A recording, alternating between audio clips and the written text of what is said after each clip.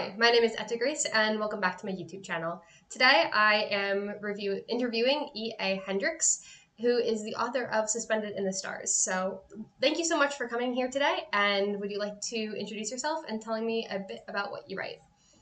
Absolutely, and feel free to call me Emily. It's always funny when authors have like the initials for their names. It's like, what do we say? So actually, that's part of who I am. Is I write under multiple different pen names, but my actual name is Emily Haney, and Hendrix is my maiden name. So I wanted to have a way to kind of preserve my just my family name. So I write under E.A. Hendrix for my science fantasy and young adult books, things like that. I am a writer, I'm a graphic designer, I design book covers and other fun little things like that. And I'm a photographer and I'm a podcaster. So I do a lot of things and wear a lot of hats. But I just love story, basically. I think that's what it really boils down to is that you tell a story with your designs, you tell a story with your words, you tell a story with a photograph. And I think anything that's creative that tells a story in that way is just something that draws me. So that's a good way, I guess, to kind of boil who I am down is a story lover.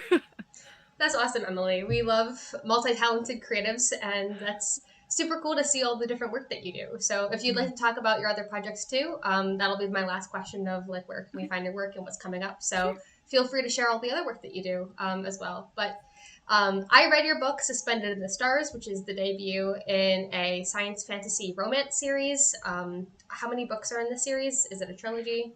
It is a It's a trilogy. There trilogy. may be a little collection of novellas, we'll see, but for now it's just a trilogy.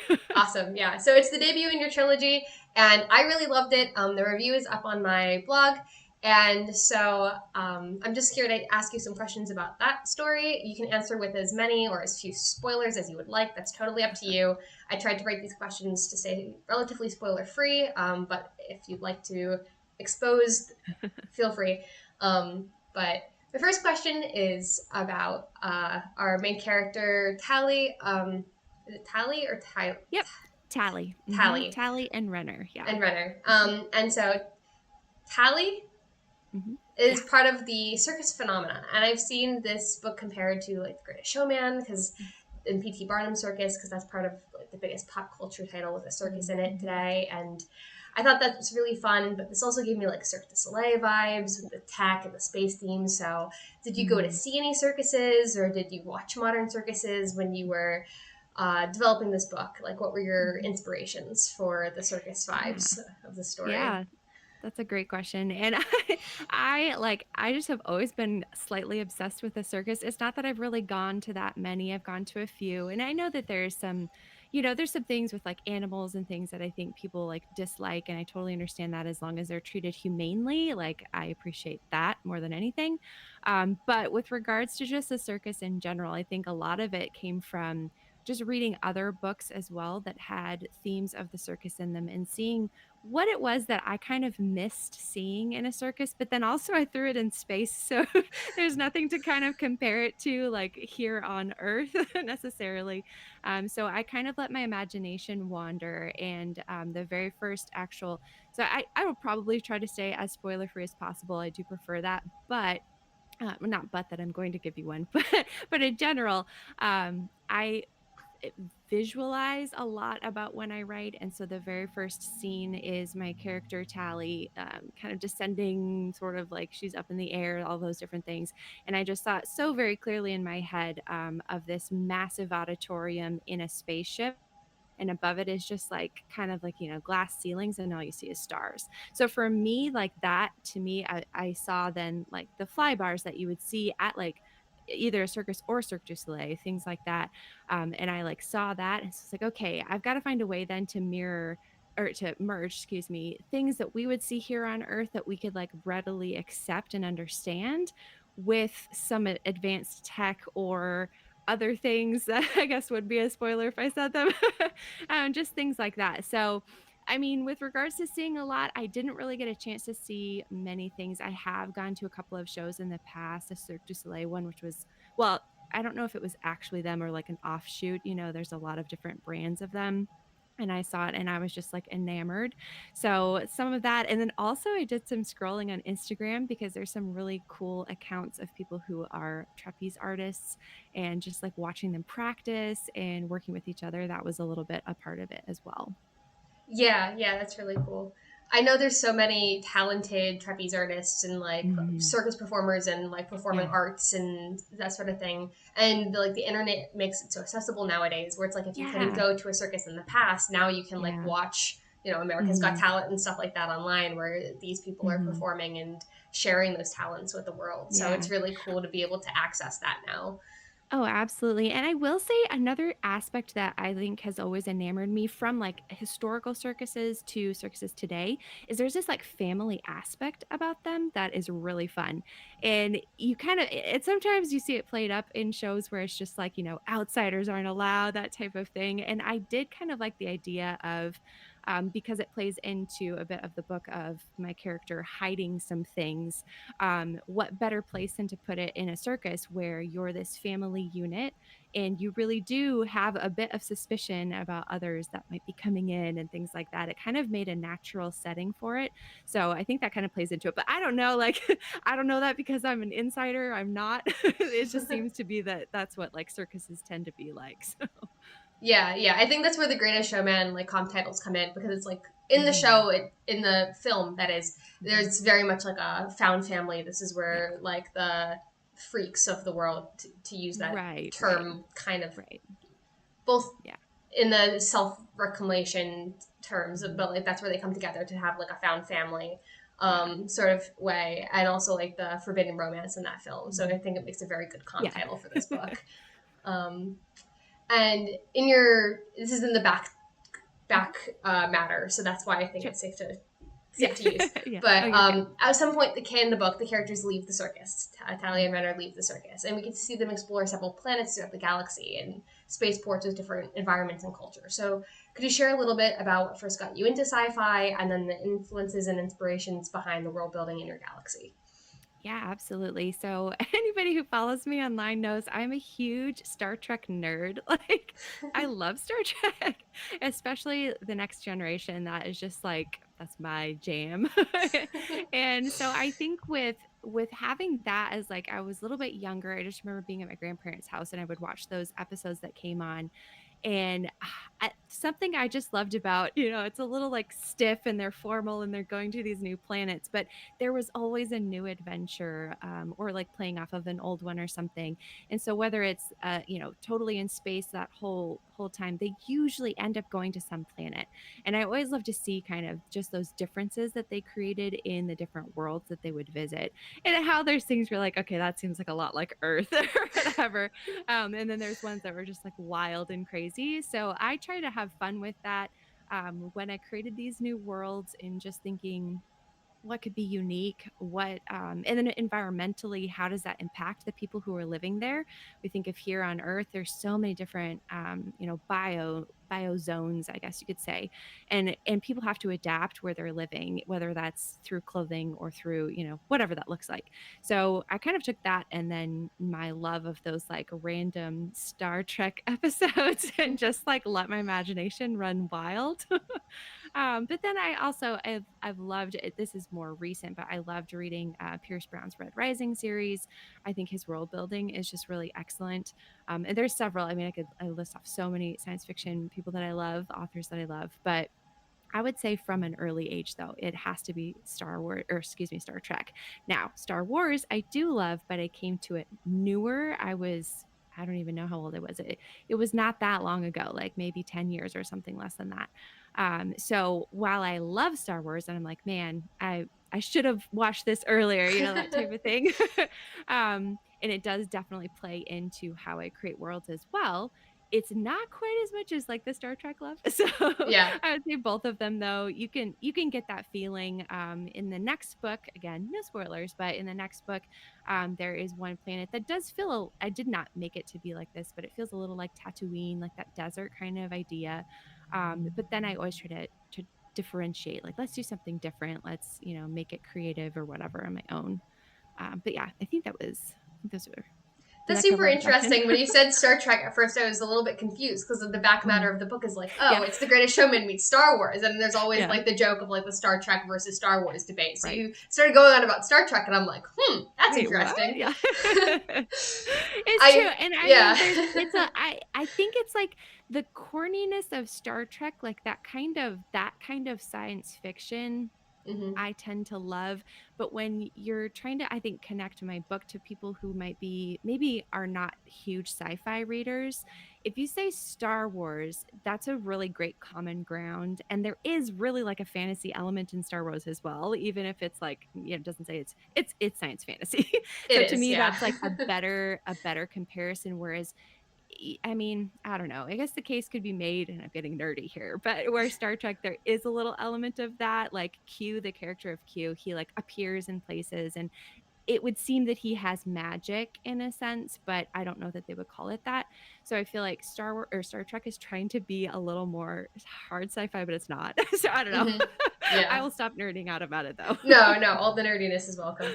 I grew up in a Star Wars family, Yeah. but I'm trying to get into more science fiction. I mean, I grew up in a Star Wars family, but I also got into like high school and college and Mhm. APs and everything, and then I just like Oh stopped yeah. watching TV altogether. So I'm trying to catch up on a lot of pop culture stuff that I missed, Yep.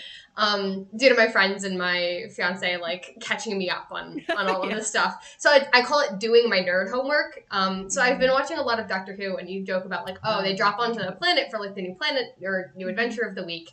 And like in New Who, they tend to be a little bit more original about the planets, but in Classic Who, it's like, Right. which Yeah. British quarry are we going to be Yeah, in? Which exactly. is really And they're funny. just, like, with a lot of character makeup or something, you know? Yeah, and it's the same British quarry every week, which I think is Yeah, really yeah. funny. Yeah, Star Trek is at the top of the list for the next like, okay, which iconic Yeah, pillar of like nerd yeah, culture are we going to like bring Marietta up to speed on next? yeah. It's a comfort read or a comfort watch for me for sure. Like, I'll just throw it on sometimes when I'm doing design work and just, like, relive those things.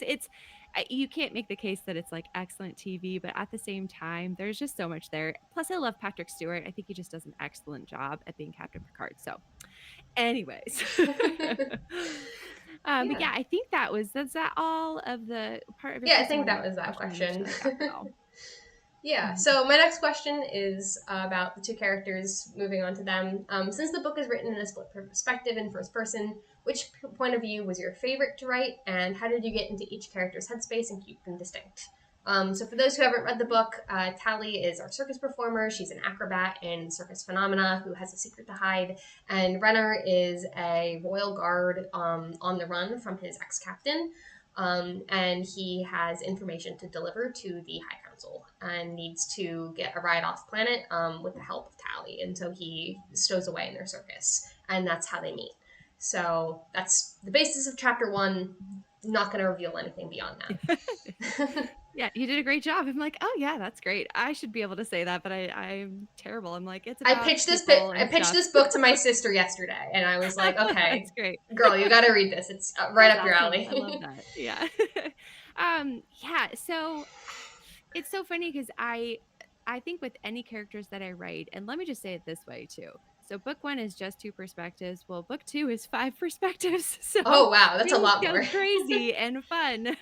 But in saying that, I use that to kind of describe the second half of your question, and I'll get back to the first one. But in that, to me, when I get into the headspace of the character, it doesn't really take anything because I just am in their head. It's hard to explain.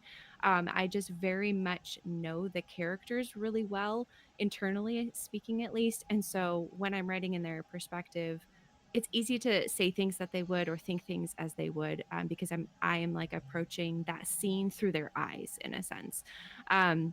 Now, thankfully, it is easy because when I get to 5 people, it's like, "Oh, who am I?" You know, like, "What's happening right now?" But also at the same time, you pick scenes that I think are going to be experienced best in like, based on the character who's having them. So, I heard this once, I don't remember who it was that was teaching it, but kind of like, what's going to be more entertaining to your reader? Experiencing a fight scene through the character's eyes who's watching the fight or someone who's in the fight. And so, for example, for Renner, he is a soldier, and so there's some fun action things that he gets to do. And in some cases, you want to slow down the action, and so you might show that scene from a different character's point of view, so from Tally's. But in those scenes, I like to try and be as active as possible. So yeah, it's a long way to say that I definitely just kind of know who they are and just write those scenes in that way. But I would have to say that probably Renner is my favorite to write in because he's just a fun character. He kind of surprised me. He's always been a cinnamon roll. I much prefer sweet cinnamon roll characters, even if they're a little. He is not, but even if they're a little broody on the outside, I like them to be soft and loving on the inside. Um, I'm not one who likes a morally gray character usually. So, I mean, people make the argument that Leaf is a little morally gray, but he's nothing compared to like a lot of Yeah. traditional YA morally gray characters. I just can't write them, at least not well. And maybe that's a good thing for me, at least. But I do prefer having a hero that you can like cheer on and that you can root for. Same thing with a heroine. So, I think Tally has so much going on that while I enjoyed writing her scenes, Renner's just a lot more fun. I don't know. I really love how snarky Renner is. He has a lot of really good one-liners. And I think that's really what made his point of view enjoyable for me is Mm, seeing how he reacted to situations. I'll save gushing about this one particular scene for after the interview is over because it's very okay. big spoilers for a later part of the book. But there's one Right. scene where he has a very funny reaction to something very bad that happens, and that had me howling. Um, Yeah. but I I think do I have might to know what you're say, talking about. yeah, your character Leaf that you mentioned is another favorite of Mhm. mine. Mhm. But they're all very different as well. They all have Mhm. very different upbringings and very different outlooks on the world. So I think that Mhm. helps too because Mhm. as soon you don't even need the like markers of whose perspective that you're Right. in to know whose perspective that you're in, even though it's first person. Because they're Mhm. focused on entirely different things. Like Renner is always Mhm. very tactical. Like he's watching his Mhm. six, he's watching the exits, he's keeping tabs on the group of like where everybody Mhm. is, very situationally aware because he's a soldier. Mhm. And Tally's mind is normally running million miles a Right. minute because it's her Yay, first ladies. time. Yeah. It's her Yeah. first time out in the cosmos, and so she's taking everything Yeah. in for the first time, and she's like planning 6 steps ahead, but also getting Mm. really far ahead of herself because she needs to deal with the Mhm. situation at hand. So Mhm. trying to, Yeah. And that's honestly, it's fun for me because you do get to experience those things in a different perspective too. And I think the challenge for me as I stepped into writing book two was actually making sure that like everybody's like, oh, I love Leaf and he is the main character of the next book. mm. And and so I to like, just to explain this, and I've said it before, but book one was those two characters. Book two is while it does include Renner and Tally, it's mainly focused on Leaf and Merritt, which is Tally's sister. And then book three is unnamed characters at this moment. I'm I'm so excited. excited for book two. Yeah. I'm so So it's excited for that. fun, but everybody's told me, "Oh, I love Leaf." And so I'm like, "Well, you can see him from Renner and Tally's perspective and he looks one way. But then think about now you're stepping into his head." And so that's where I was like, "Well, I need to make sure that he's different than Renner," which he is, but just because he does have a little bit of snark too. But also at the same time, he's just got some stuff. He's got some baggage. So that's an interesting thing. I'm very curious to see. Like my editor got me her notes back and she loved it, so like that gives me a lot of hope. But also, once the readers get it, it's in their hands, so we'll see. Hopefully I did That's my always job an well, but exciting feeling. it is. And that's a risk and also a really big opportunity switching main Mhm. characters for the second book in a trilogy and for the third book in a trilogy and not keeping the same through line Mhm. throughout. It's a really interesting structural choice. Yeah, so I love the indie publishing so oh much. yeah, it's Everybody's fun. so You can do what you creative. want. I love this industry so much. Well, I will say that part of my inspiration for the series was what is it? Is it the Shatter? No, not Shatter Me. Sorry, Starbound trilogy by Amy Kaufman and Megan Spooner, and they actually did that. They did two. Each book was two different main characters, and that's what inspired me because I was like, oh, this is what I love. I personally don't love I mean, I will read them and I do love them, but I don't love writing a trilogy where it's the same characters for all three books and their romance story because usually that means book 2 means they have to break up, and then, bad stuff has to Yeah. happen, and, and yes, I love bad stuff happening, but I don't like a lot of rocky relational things. I mean, I guess I do, but I prefer things to be more, like, in the chaos of the action, I guess, so that there's not too much emotional angst, I guess, if I can say it that way. There is, but it's hard to explain. So I take a Yeah. risk. I'm not really that much of a romance reader. I've Mhm, always struggled with the genre for that exact reason. mhm, And I really like the romance in this book. mm. And that's actually my next question. Sure. Is what was your favorite part about writing the romance between Tally and Renner, and like, what attracts them to each other at the start? What keeps them together, like despite their Mhm, opposing goals and external struggles? And again, no mhm. spoilers if you want, but Right.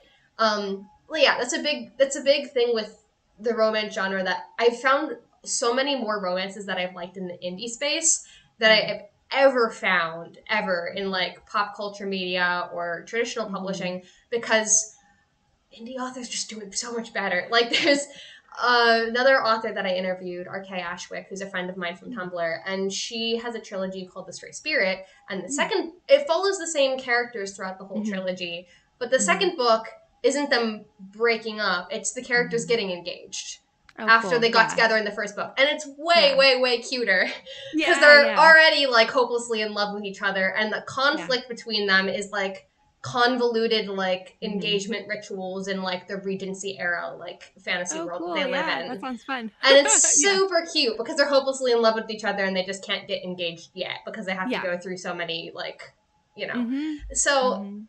yeah. Anyway, Tally and Renner. Yeah, Let me no, have no, it. I love that, like, that's so true, and I think it's just the kind of romance that I like to write. I mean, as, like, an aside, I write sweet romance in the adult sphere as well, and, like, romantic suspense, so I write a lot of romance, but I knew coming into this, I was like, I really wanna balance that with, like, having a very plot, like a nice fast-paced type of plot, I guess I should say it that way. Yeah, the pacing in this Um, book was incredible. It was oh, very, good, very thank quick you. to read. I had a super busy week the week that I was reading it, and I got through it in like 2 days flat. Most of it And that's being why in the airport. I love a fast book. So, like, Yeah. I'm gonna try even if it's a little, like, longer, because I mean, it's not a short book. It's over 100,000 words, but you don't feel that, like, when you're reading it, so I did my Mhm. job, good. But yeah, gosh, I loved their romance, and actually I did get these questions early, and I really wanted to think through this question specifically because, I think it's easy to see in a lot of young adult in probably any romance that,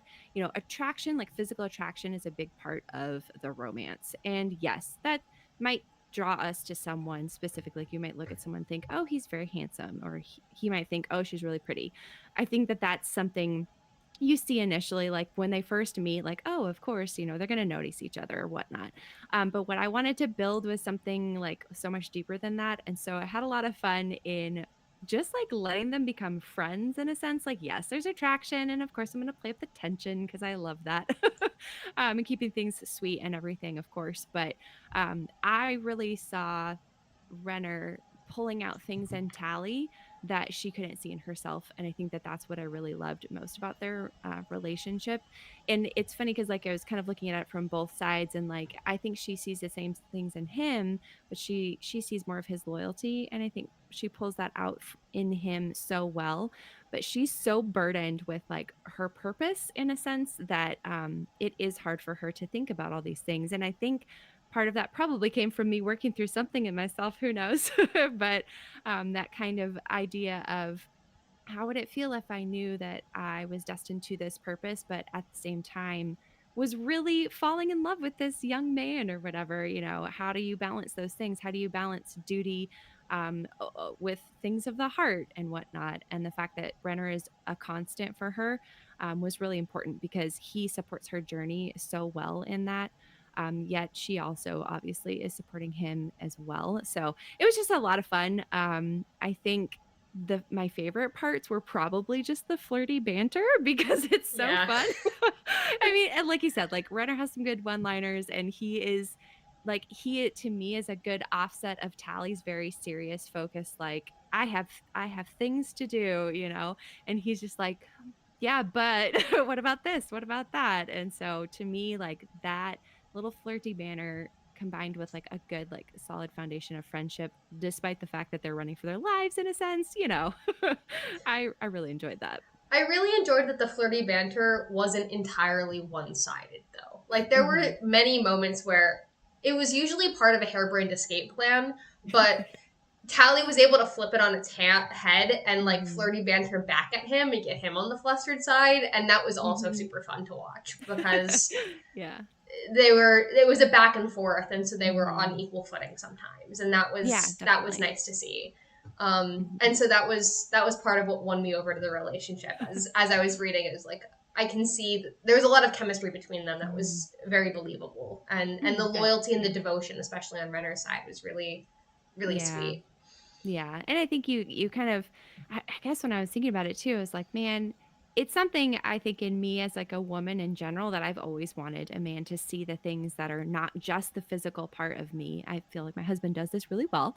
But you know, I've always wanted that as like a young girl to an adult woman because I didn't get married till I was in my mid 30s and just like deciding like I don't want to just be something that somebody is drawn to because of like physical things.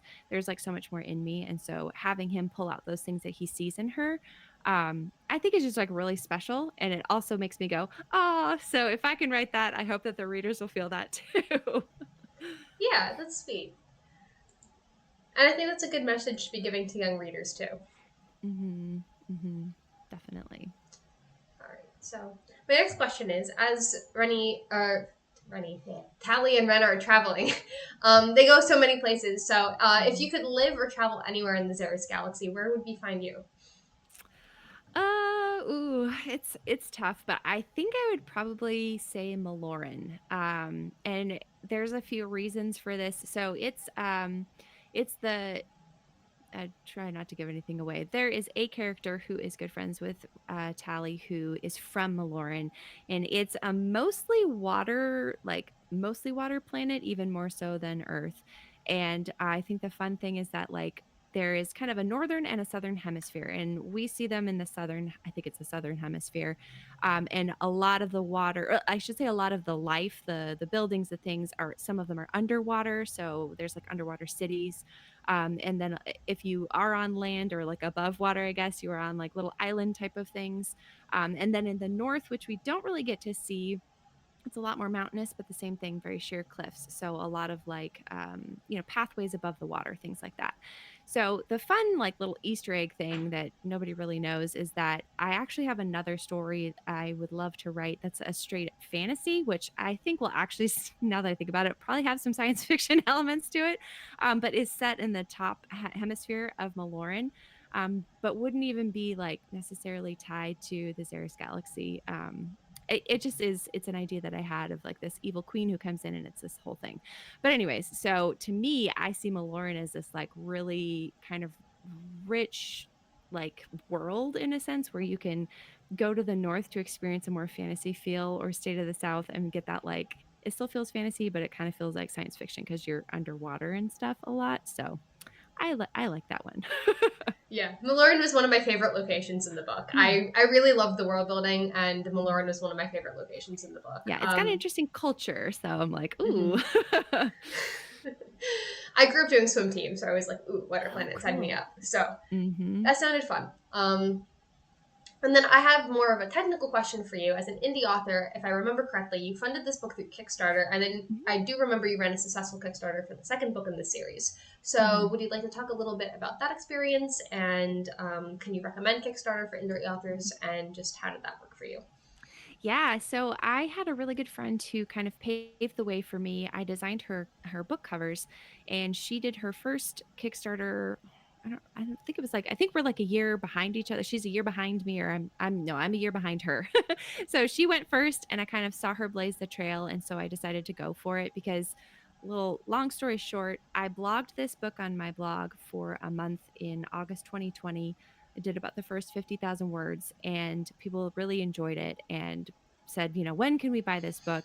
So I finished it. I subbed it out to a lot of traditional publishers, but nobody was willing to take a risk on a science fantasy, which I totally get. I am technically an, unnamed author. So it's just like, oh, who's this person?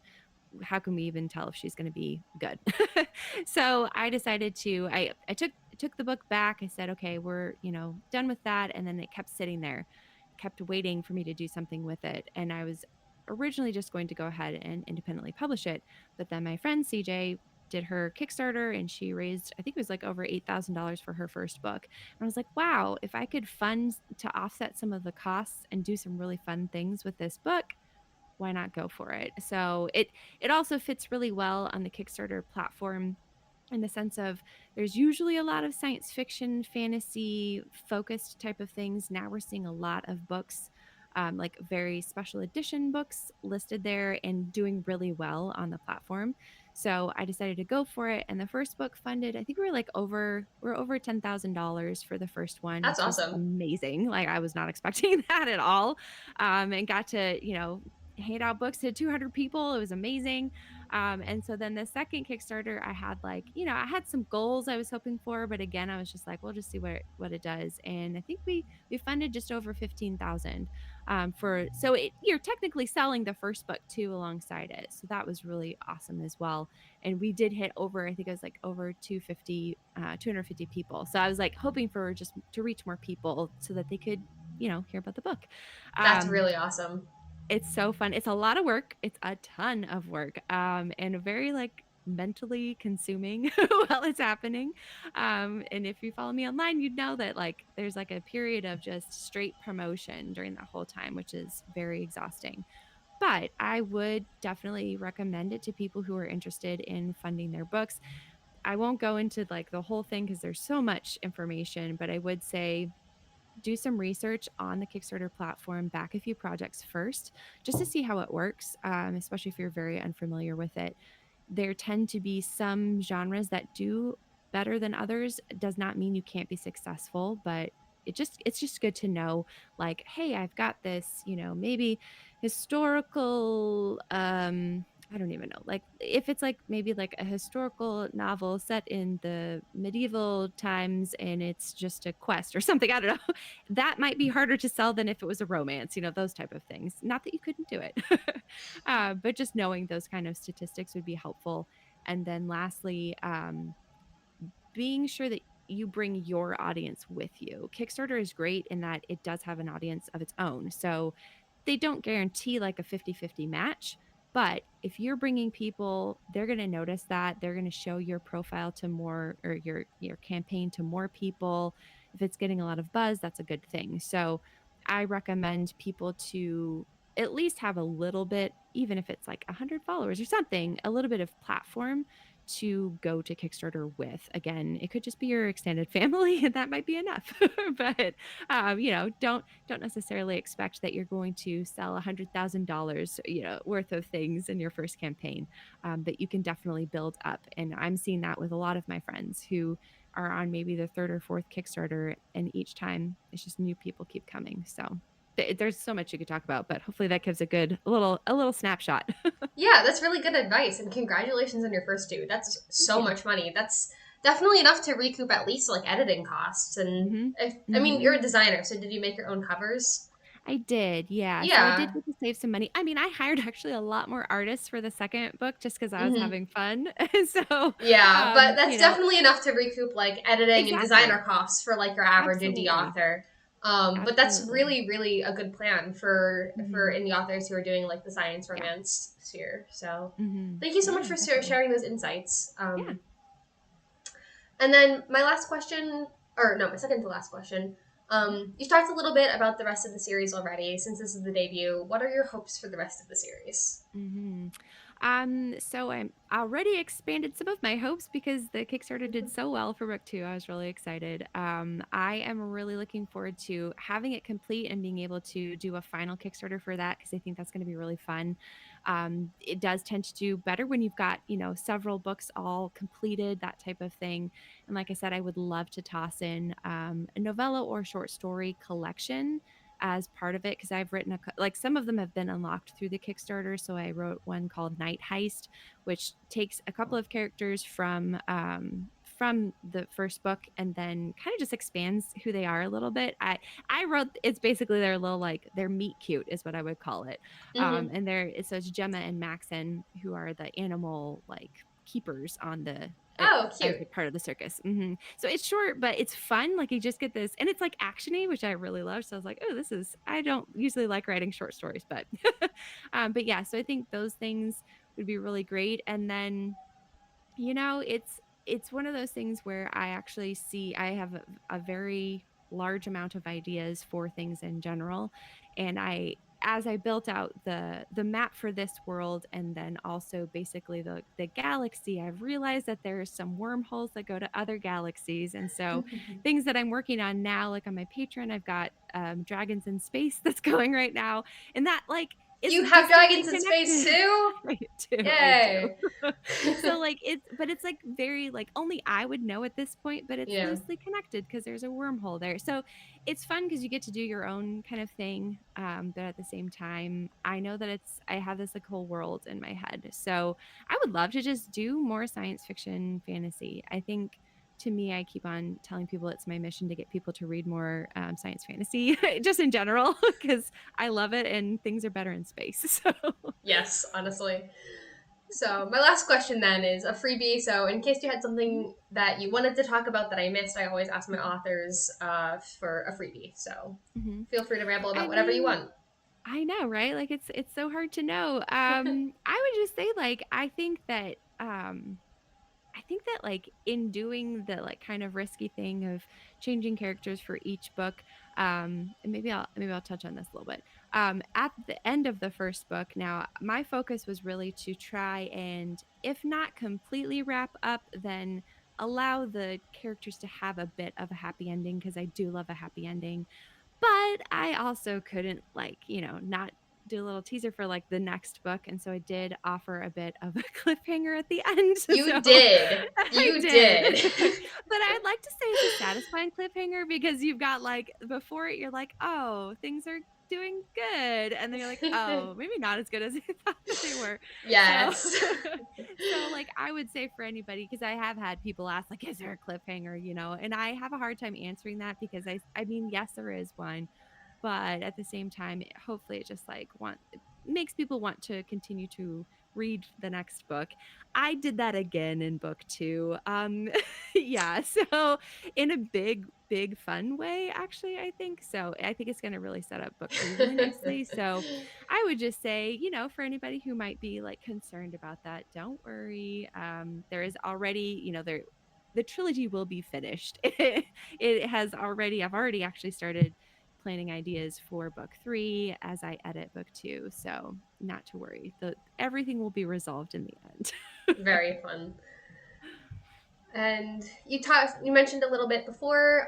So where can we find your work and what's coming up next for you? So what's coming up Yeah. next is book 2 and book Mhm. 3 of this trilogy. But Mhm. where else can we find you online? I'll put links to everything in the description of the video, and I'll also have a transcript of this available on my website for anybody who doesn't want to watch a 40-minute video. Yeah, awesome. Thank you. Yeah, you can find me at eahcreative.com. That has pretty much all my writing and design and photography stuff just centralized.